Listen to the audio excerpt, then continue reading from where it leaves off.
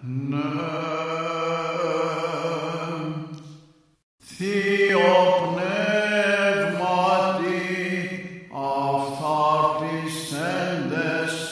πολυχρόνιον ήλισαν ύπνον, ή εν Εφέσω επτάριθμοι μάρτυρες, και αναστάντες πιστούς εβεβαίωσαν την των ανθρώπων γυνή εξ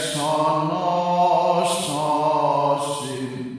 όθεν άπαντες συμφώνος τούτους τιμήσομεν, δοξάζοντες Χριστόν τον πολυέλεον.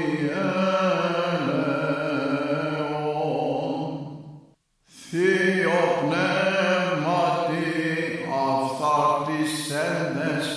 πολυχρόνιον ήλισαν ύπνον, ή εν Εφέσω επτάριθμοι μάρτυρες, και